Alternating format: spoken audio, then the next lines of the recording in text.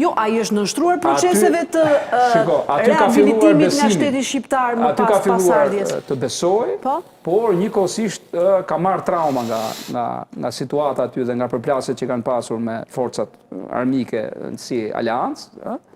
Dhe ne nuk para kemi një tëmet të madhe, një boshnik në Shqipëri, shumica e tyre vinë me trauma. Nuk i depistojmë ta masi vinë për stresin post-traumatik. Po pra, të probleme kanë shumë shtete që qojnë ushtarë. A i nështrojnë procesit të rehabilitimit nga ana shtetit shqiptar apo jo? Nuk e kanë trajtuar, e kanë lënë në mëshirë të fatit, dhe pastaj ky kanë ndjekur sigurisht edhe në kushte shumë të këqija ekonomike.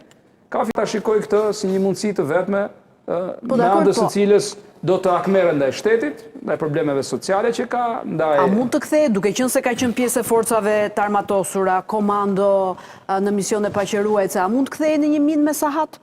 Qoftë dhe, po të shtojmë edhe problemet mendore, psikologjike, traumat e tjerë? Që këta kthehen pastaj ose në ujë të vetmuar që si kontrollon do të ku detonohen, ose në celula që janë akoma dhe më të vështira sepse përhapen në gjithë territorin dhe ti se di ku do ta bëjnë goditjen.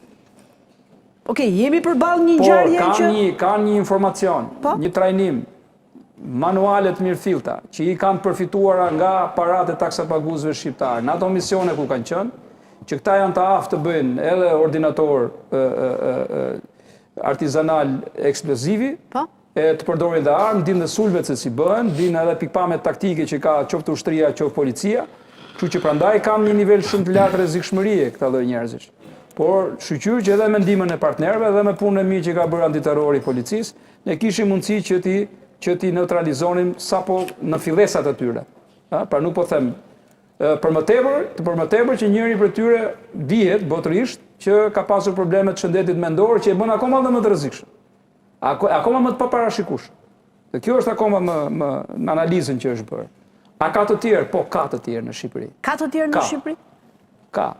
Dhe monitorohet gjithkohë. Tani, ka një analizë që bëhet dhe përditësohet për të gjitha qendrat, ata që duan të krijojnë celula, ata që janë traumatosur, ata që vinë edhe kanë këtë background të tyre radikal, të gjitha këto janë pjesë e një analize që bën gjithkohë inteligjenca jonë, qoftë ajo e shishit, qoftë ajo e policisë, qoftë ajo e shërbimeve partnerë. E bëjmë gjithkohën këtë. A është një rrezik i madh e i përhapur? Nuk mund ta them këtë.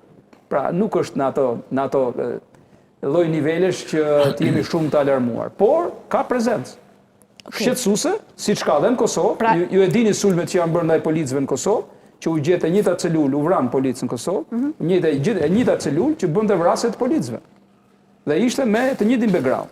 Dini dhe pastaj edhe Bosnjën se pak, shikon, duke i parë në këndvështrimin rajonal, ti kupton se çfarë po zhvillohet edhe në Shqipëri, se kupton do të ndryshe.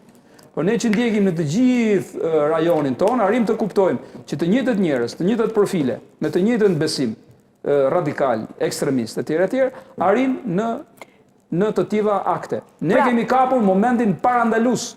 Pra, në momentin kur këta mund të hidheshin në një aksion konkret në sulm, ndaj institucioneve, ndaj oficerëve të policisë, etj, ndaj autoriteteve në përgjithësi. Pra le të themi misionin në Irak dhe në Afganistan kanë ndikuar në radikalizimin e UK-s të paktën. Dhe mungesa e njëkohësisht edhe stresi post-traumatik që ka kaluar në çrregullime të rënda të shtetit. Po pra, dhe mungesa e trajtimit nga ana e shtetit shqiptar, që u bën gjithë këtyre ish-ushtarakëve. Kanë kopjuar, kanë marrë modelet e ekstremistëve andaj dhe kanë dashur ti aplikojnë në Shqipëri, në një bazë të caktuar, të fillojnë pse jo ta kthenin në një kamp. Në një kamp ku fillonin 10 veta, stërviteshin e bëjnë, pa lënë një detyre konkrete. E njëjta siç ndodh me ISIS-in, siç ndodhte me ISIS. Tani është reduktuar në territor shumë mos përfillës. Okej. Hamataj. I dënuar për nxitje të urrëties fetare, po me sa duket ka vazhduar radikalizimi.